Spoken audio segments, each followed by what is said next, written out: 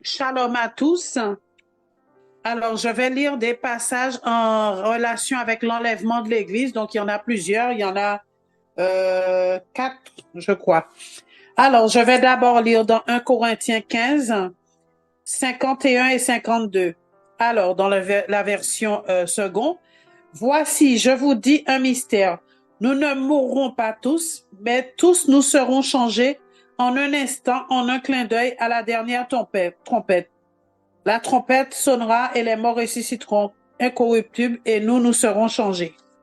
Ensuite, dans 1 Thessaloniciens 4, verset 16, 1 Thessaloniciens 4, 16, alors, car le Seigneur lui-même a un signal donné à la voix d'un archange et au son de la trompette de Dieu descendra du ciel et les morts en Christ ressusciteront premièrement.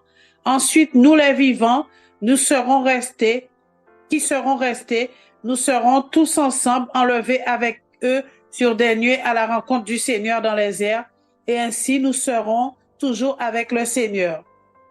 Consolez-vous donc les uns les autres par ces paroles. Donc, je vais dire 1 Thessaloniciens 4, 16 à 18, pardon. Donc, maintenant, 1 Thessaloniciens 5, 23 et 24. Que le Dieu de paix vous sanctifie lui-même tout entier, et que tout votre être, l'esprit, l'âme et le corps, soient conservés irrépréhensibles lors de l'avènement de notre Seigneur Jésus-Christ. Celui qui vous a appelé est fidèle et c'est lui qui le fera. Donc, c'est Dieu vraiment qui va nous aider parce que par nous-mêmes, comme je l'ai dit tout à l'heure, nous ne pourrons pas. Donc, nous devons vraiment compter sur sa grâce, sur l'assistance de son Saint-Esprit. Ensuite, Éphésiens 5, 25 à 27. Alors, Éphésiens 5, 25 à 27. Marie, aimez vos femmes comme Christ a aimé l'Église et s'est livré lui-même pour elle, afin de la sanctifier après l'avoir purifiée par l'eau et la parole, afin de faire paraître devant lui cette Église glorieuse, sans tache, ni ride, ni rien de semblable, mais sainte et irrépréhensible. Voilà. Donc, le Seigneur veut que l'Église paraisse devant lui sainte, irrépréhensible et sans tache, sans ride, ni rien de semblable. Donc, je voulais nous exhorter vraiment à nous préparer. Il y a un passage aussi dans Luc 12, verset 34, je crois, ou 36, où il dit, ayez vos reins sains et vos lampes allumées. Donc, vraiment, préparons-nous, demandons au Seigneur de nous aider parce que vraiment, humainement, c'est pas évident. Oui, c'est Luc 12, verset 35. Que vos reins soient sains et vos lampes allumées. Voilà. Et comme ça, on pourra être semblable à des hommes qui attendent leur maître dans la sanctification, toujours dans son œuvre, voilà, en action pour son royaume, quoi. Donc, j'exhorte tout le monde vraiment à nous consoler, nous exhorter par ces paroles sur l'enlèvement. Il n'y a que ça, hein. Affectionnez-vous aux choses d'en haut. Il n'y a que ça qui puisse nous aider à surpasser parce qu'il dit dans Romains 8, 18, or j'estime donc que les souffrances du temps présent ne sont rien en comparaison à la gloire à venir. Voilà. Donc, c'est ça notre seul espoir. Parce que de toute façon, si un homme espère en Dieu que pour les choses de ce monde, il est le plus malheureux de tous les hommes. Voilà, je voulais qu'on s'exhorte par ces différents versets. Que Dieu vous bénisse. Oui, shalom, shalom. Vous prenez avec moi, on va prendre psaume 62, donc 6. Je vais lire jusque 10, mais vous pouvez lire jusqu'à 13. Hein.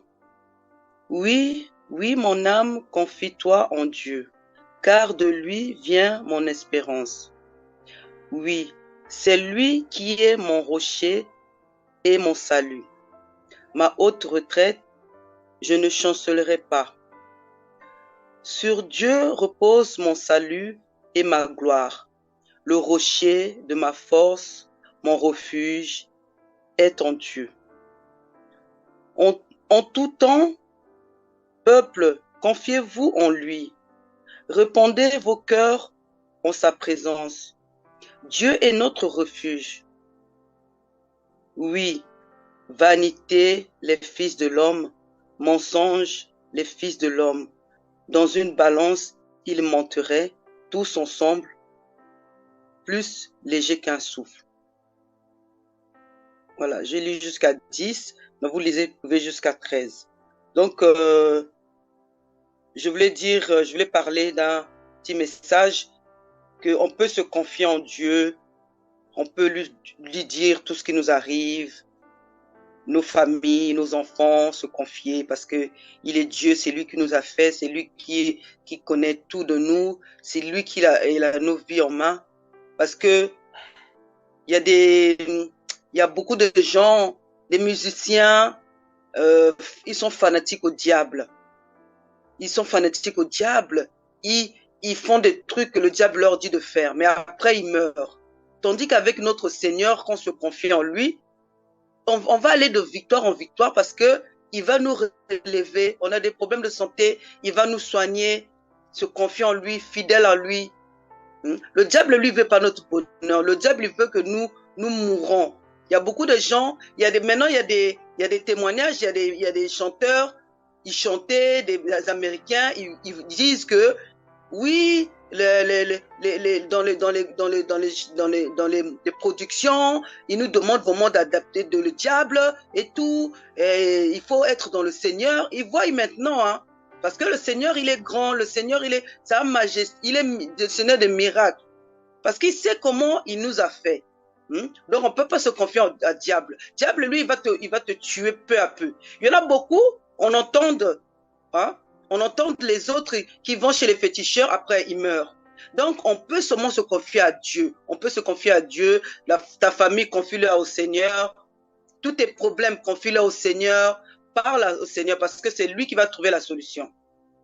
Hein? On peut se confier en lui. Hein? C'est lui le véritable Dieu. On peut le chanter, victoire au Seigneur parce qu'il m'a guéri, victoire. On peut vraiment témoigner beaucoup de choses. Il m'a donné des enfants. J'avais pas des enfants. Le Seigneur m'a donné des enfants. On peut toujours lui témoigner son amour parce que son amour, il est immense. On peut que témoigner son amour. Regardez le monde. Hein? C'est grâce à lui. C'est grâce à ce Dieu-là. Hein? Il y a beaucoup de gens qui disent non, c'est aux techniques, c'est comme ça, le monde est fait comme ça. Non, le monde ne peut pas être fait comme ça. C'est Dieu, le Dieu souverain. Hein, il nous a fait, il construit, il sait comment il a fait nos pieds. Si nos pieds marchent, c'est grâce à ce Dieu-là. Si nous voyons, c'est grâce à ce Seigneur-là. Si nous dormons, nous réveillons, c'est lui qui fait que le jour soit et la nuit soit. C'est grâce à ce Dieu-là. Donc nous pouvons seulement nous confier à lui. Voilà mon message. Voilà mes frères et sœurs.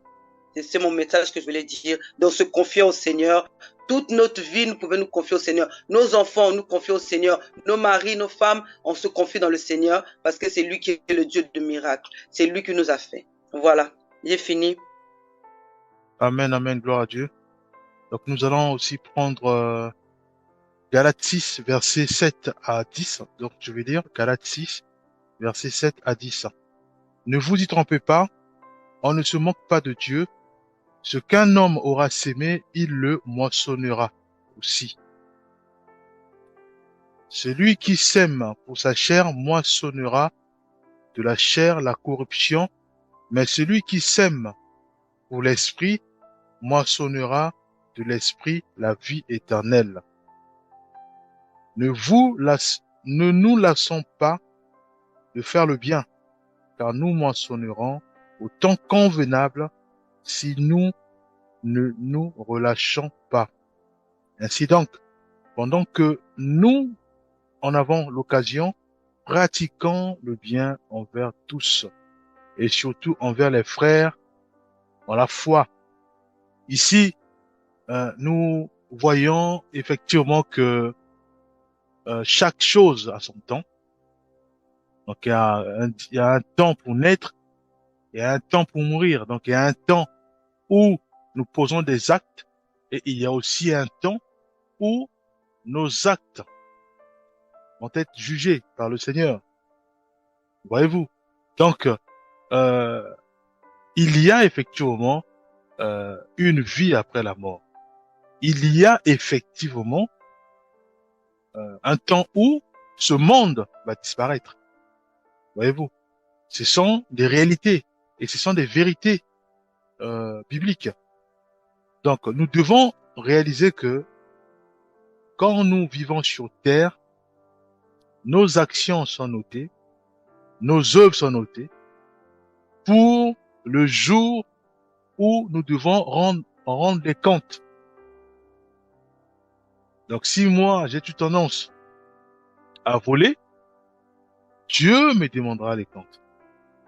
Voyez-vous? Donc, si j'ai eu tendance, comme il dit ici, celui qui sème pour sa chair, moissonnera de la chair la corruption. Mais celui qui sème pour l'esprit, moissonnera de l'esprit la vie éternelle. Donc, nous devons poser des actes qui nourrissent l'esprit. On a beaucoup parlé sur le bien, donc posons des actes du bien.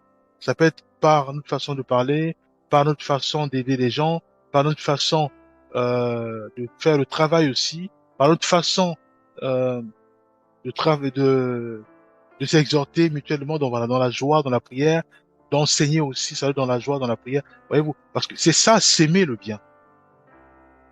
Et non, on exhorte, on insulte des gens, on enseigne, on insulte des gens. Non, ça c'est s'aimer le mal ou s'aimer pour sa chair. Hein, on dit s'aimer pour sa chair. Voilà.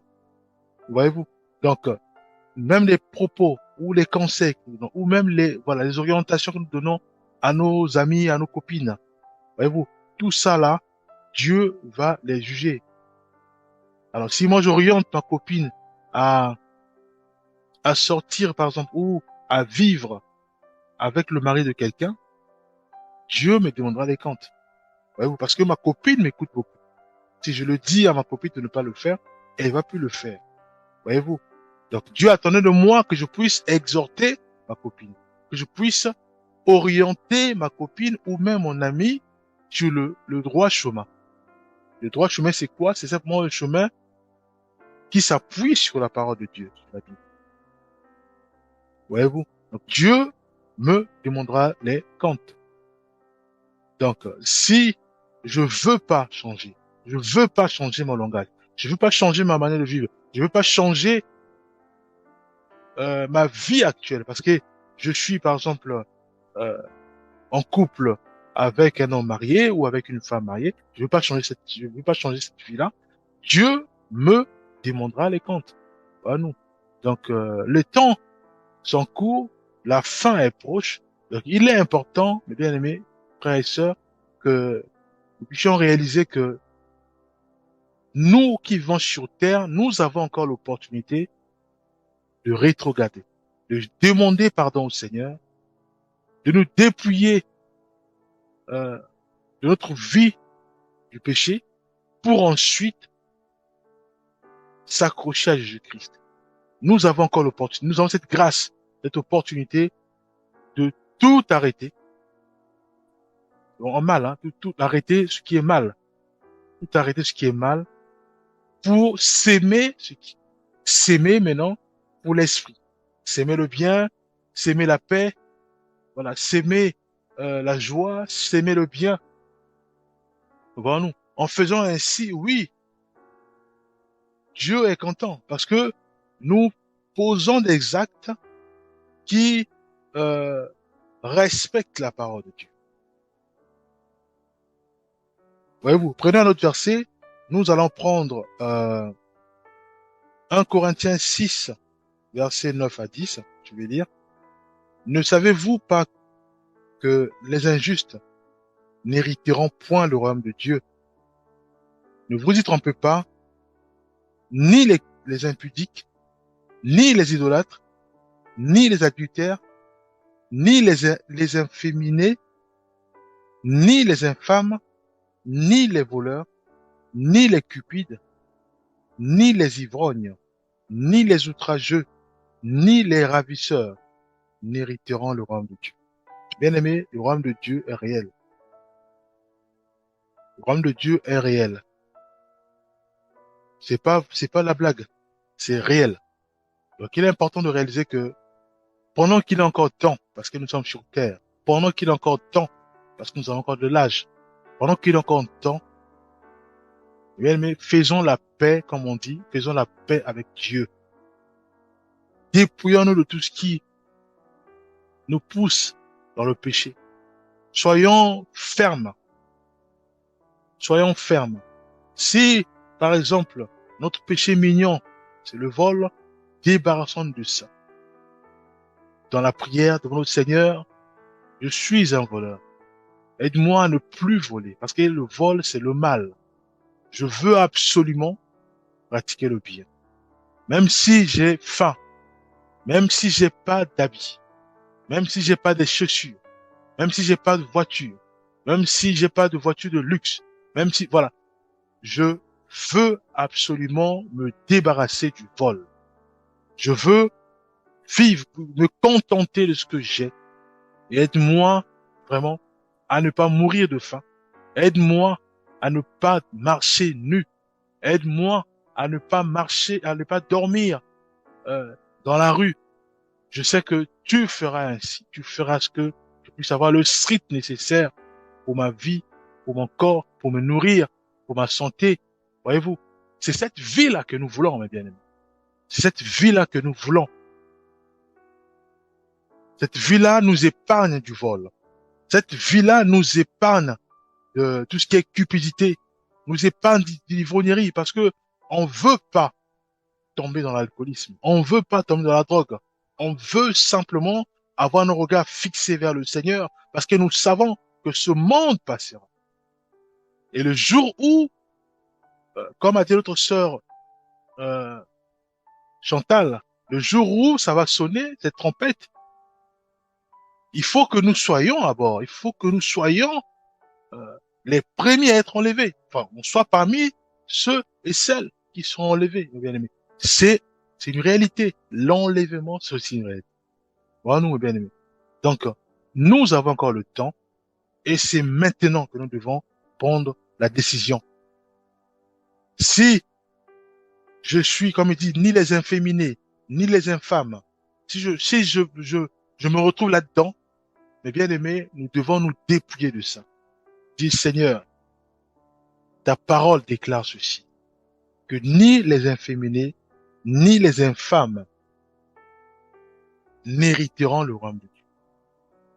Aide-moi, guéris-moi, fais-moi grâce de me dépouiller de ça pour ensuite m'accrocher à toi en marchant en conformité à ta parole pour que je prétende au salut, pour que je puisse trouver grâce de faire partir de ceux et celles qui seront enlevés. Bien aimé, le Seigneur nous demande simplement de lire sa parole et de mettre en pratique sa parole. Aussi simple que ça, ni plus ni moins. Lire sa parole, mettre en pratique sa parole. Voilà, nous, bien aimés. En faisant ainsi, oui, nous hériterons le royaume de Dieu selon sa grâce et en sa volonté. Voilà, nous. Dieu nous demande simplement de respecter ses commandements. Voilà, nous. Si moi je suis ravisseur, je suis en train de s'aimer le mal. Je sème pour ma chair. Or, la Bible me dit que si je sème pour ma chair, mais je suis dans l'erreur, je suis perdu, mes bien-aimés. Que le diable ne nous trompe pas. Lui, il est déjà condamné. Voyez-vous? Si j'aime outrager les gens, l'harcèlement et autres, je n'hériterai pas au royaume de Dieu. Voyez-vous? Parce que je pratique le mal. Or, je dois absolument me dépouiller de ça maintenant. Parce que aujourd'hui, le signal peut être donné. Ce soir, le signal aussi peut être donné. Donc c'est pour ça, bien aimé, nous devons être prêts chaque minute, chaque seconde, chaque tierce. À n'importe quel moment, nous devons être prêts, mes bien-aimés. Faire la paix avec Dieu. Obéir à sa parole, mes bien-aimés. Si je suis un voleur, si je suis adultère, je suis idolâtre, c'est bien parlé, mes bien-aimés, ni les idolâtres. Je prie devant les statues. je prie les statues, je prie les idoles, je prie, oh Dieu me demande à moi de prier que Dieu seul. Et il n'y a qu'un seul médiateur entre Dieu et les hommes, Jésus-Christ. C'est tout, bien aimé. La parole. Nous pratiquons simplement la parole. Maintenant, si nous ne faisons pas ce qui est écrit dans la parole, et que nous prions d'autres personnes, nous prions des statues, nous prions devant des statues, nous prions autre chose, c'est ce qu'on appelle l'idolâtrie. Et là aussi, Dieu nous met en garde. Il dit, nous ne hériterons point le royaume de Dieu. Bien aimé. La parole est claire. Nous devons, mes bien-aimés, nous dépouiller de ça. Et dire, Seigneur, je ne savais pas. J'étais ignorant. Je me suis laissé enfermer par la guerre d'ego. Je me suis laissé enfermer par cette guerre de vouloir justifier ta parole pour ma chair. Vouloir chercher à gagner. Or, les choses de Dieu, on ne gagne pas. C'est soit tu pratiques, soit tu obéis, ou soit tu ne pratiques pas. Il n'y a pas la guerre. Il n'y a pas à gagner là-dedans. Rien, il n'y a rien à gagner là-bas. Pour nous. On dit, ne vous y trompez pas. Ni les impudiques. Tu as tendance à regarder les femmes d'autrui, à regarder les filles d'autrui, à venir leur faire l'autre là, les déranger. Bien aimé, c'est l'impudicité. Et ça va plus loin. Nous devons dire, Seigneur, je n'arrive plus, je contemple ma vie, je veux m'arrêter. Maintenant, aide-moi à me dépouiller totalement de ça. Je ne veux plus être adultère, je ne veux plus être idolâtre, je ne veux plus être cupide, je ne veux plus être ivrogne, je ne veux plus être ravisseur, je ne veux plus être euh, outrageux et etc. Aide-moi, fortifie-moi et fais-moi grâce. Maintenant, de vivre selon ta parole, de pratiquer ta parole, de me référer à ta parole, de me laisser orienter par ton Esprit Saint sur la base de ta parole. Que tout ce que je pose comme action, verbale et autre, que ça puisse tirer instruction sur ta parole, puisse tirer source à ta parole. Et purifie-moi de tout péché, aide-moi à ne plus retourner dans l'idolâtrie, à ne plus retourner dans les mensonges, à ne plus retourner dans la drogue, à ne plus retourner dans la cigarette, à ne plus retourner dans l'impudicité, à ne plus retourner dans l'idolâtrie, à ne plus retourner dans voilà, tout ce qui est outrage, tout ce qui est infâme, efféminé, voilà, tout ça. Dieu est capable de le faire parce qu'il voit notre cœur et il sait que nous voulons absolument faire la paix avec lui. Mais bien aimé, je nous appelle tous à faire la paix avec Dieu quotidiennement, constamment et tous les jours. Parce que le jour où il y aura l'enlèvement, nous ne sommes pas en paix avec Dieu, nous restons, mes bien-aimés. Et quand nous restons, c'est grave. Parce que vaut mieux faire partie de ceux qui vont t'enlever que de rester. C'est grave, mes bien-aimés. Donc, je nous conseille tous de nous arrêter maintenant et de faire la paix avec le Seigneur Jésus-Christ. Demander pardon au Seigneur, de nous aider à nous débarrasser de tout ça, de nous aider, qu'il nous aide vraiment à recadrer maintenant notre vie. Puisque nous savons maintenant que pour recadrer une vie chrétienne, c'est simple. C'est sur la base de la parole de Dieu. Dieu nous aide à lire la Bible. Dieu nous aide à mettre cela en pratique. C'est ça, recadrer notre vie chrétienne. Nous allons prier, béni sois-tu, Père. Toi qui es Adonai. Toi qui es Emmanuel. Dieu parmi nous, Père. Nous voulons absolument, Père, être enrobés de ta parole. Que ta parole, Père, puisse littéralement ancrer en nous, de manière, Père céleste, à mettre tout cela en pratique dans la simplicité, dans la douceur, dans la joie. Et nous grâce au éternel des âmes, d'être nuit et jour, prêts, prêts pour l'enlèvement, prêts dans notre conduite, prêts dans notre cœur, dans notre corps, dans nos pensées, dans notre façon de vivre et de faire. Nous voulons, ô Éternel des armées, que ton Esprit Saint nous aide, car de nous-mêmes nous ne pouvons rien faire, mais nous croyons qu'avec ton Esprit Saint, Père, tout est possible. Au nom puissant de Jésus-Christ, nous avons ainsi prié. Amen.